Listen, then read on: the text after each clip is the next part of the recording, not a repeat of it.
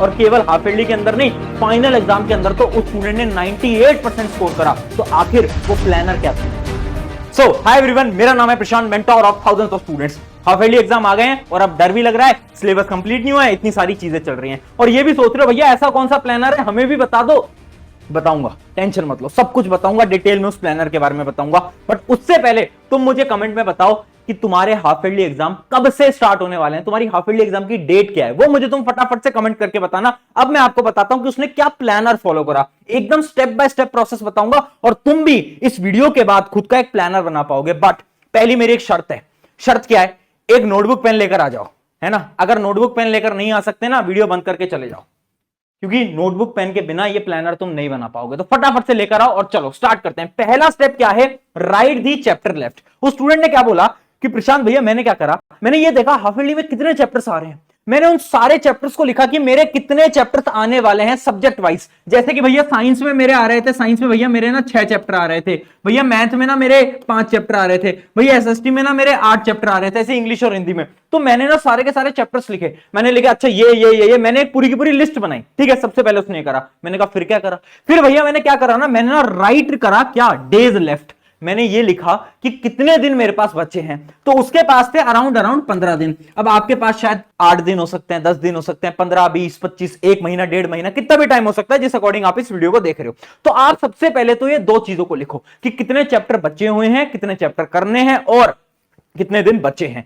इस अकॉर्डिंग अब आप अपना प्लानर बनाना स्टार्ट करोगे। देखो अब आपको क्या करना है, हर एक चैप्टर को 3 कैटेगरी के अंदर डिवाइड करना है। और ये जो स्ट्रैटेजी थी ना उस स्टूडेंट की, बहुत ज्यादा इंटरेस्टिंग थी, तुम्हें सुन के मजा आ जाएगा। आपको क्या करना है, हर एक चैप्टर को, जैसे कि इमेजिन करो साइंस है, साइंस के अंदर आपके आ रहे हैं 5 या 6 चैप्टर। अब उन 6 चैप्टर को आप 3 कैटेगरी के अंदर डिवाइड करो। कैटेगरी नंबर 1 जो कि है डन, उनके आगे आप डी लिख दो, यानी वो चैप्टर्स जो कि आपके हो चुके हैं ना, आपने कहीं से कोचिंग, ट्यूशन, ऑनलाइन क्लास से पढ़ा था, आपको बहुत अच्छी तरीके से समझ आ गया, उसके क्वेश्चंस भी आपसे सॉल्व हो जाते हैं, तो उनके आगे तो आप लगा दो डन। डन यानी इनका सिर्फ और सिर्फ अब आपको क्या करना है, रिवीजन करना है। कैसे करना है सब कुछ बताऊंगा, थोड़ा सब्र रखो, भरोसा रखो, सब बताऊंगा। हाफ ईयरली के अंदर 95% तुम्हारे आएंगे, मेरी गारंटी है। अगला देखो, अब कुछ चैप्टर लिखो जो कि लेफ्ट हैं। लेफ्ट यानी अभी तक आपने छुए भी नहीं है।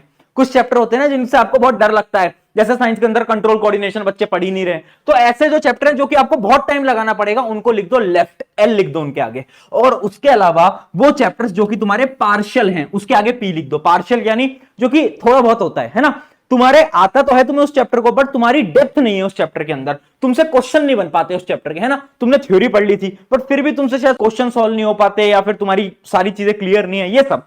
तो ऐसे सबसे पहले तो हर एक चैप्टर को इस 3 कैटेगरी में बांट दो, है ना। ये आपको करना है। चैप्टर्स लिखे, कितने दिन बचे हैं ये लिखे, उसके बाद ये देखा कि ठीक है ये मेरा क्या है, ये मेरे डी है, ये मेरा एल है, ये मेरे पी है, इसको हम बोलेंगे डीएलपी स्ट्रैटेजी। ठीक है, हमने ये बना लिया।